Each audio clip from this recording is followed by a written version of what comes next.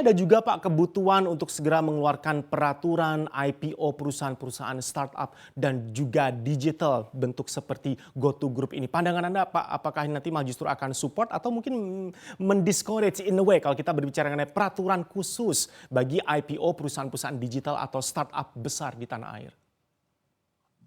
Saya rasa akan suportif ya, karena salah satu revisi peraturan bursa yang akan dilakukan adalah satu untuk merevisi requirement of profitability.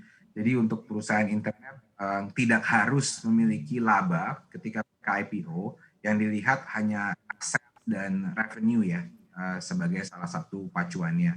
Dan yang kedua adalah dual class voting share. Jadi ini juga adalah poin yang penting karena banyak sekali founder-founder startup atau perusahaan internet kepemilikan sahamnya udah kecil karena mereka fundraising terus kan setiap tahun. Jadi untuk dapat tetap mendapatkan kontrol majority di perusahaan, mereka membutuhkan dual class voting share, di mana mungkin kalau sahamnya hanya 2%, tapi mereka tetap bisa kontrol mungkin 20-30% dari perusahaan tersebut.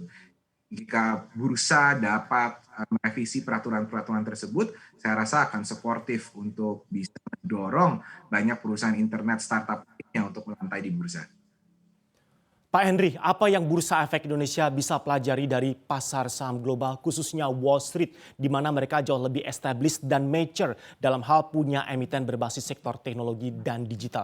Perjalanan kita nyaris dekatkah seperti apa yang saat ini sudah terjadi di Wall Street di mana perusahaan startup digital teknologi sudah menjadi norma baru di sana? Saya rasa udah in the right direction ya, mungkin kalau saya bisa simpulkan. Dengan 1 tahun terakhir tuh dibilang bursa banyak melakukan dialog terbuka, dialog tertutup juga dengan para perusahaan internet, dengan pelaku capital market untuk mendapatkan feedback bagaimana sih tren-tren di bursa luar, bagaimana Indonesia bisa belajar dengan dari perusahaan dan bursa-bursa yang lebih mature di negara lainnya. Jadi saya rasa poin-poin yang tadi kita bahas mereka sudah tahu dan kita bahwa dalam waktu dekat peraturannya agar bisa direvisi hingga mendapatkan bisa dibilang win-win solution for all. Karena jika perusahaan-perusahaan unicorn ini dapat melantai di bursa, itu akan benefit semuanya ya. Karena FDI akan masuk sangat kencang. Indonesia itu setiap tahun kalau kita lihat FDI kita kira-kira 20 miliar US dollar, kira-kira 2% dari PDB.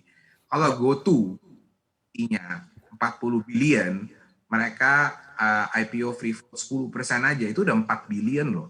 4 billion itu tuh persen dari PDB kita. Jadi kalau tadi FDI kita 2, ini udah 4 billion. Jadi saya rasa dampaknya akan win-win untuk semua. Install aplikasi kami CNBC Indonesia di Google Play Store dan App Store untuk mengikuti perkembangan terkini berita bisnis dan ekonomi.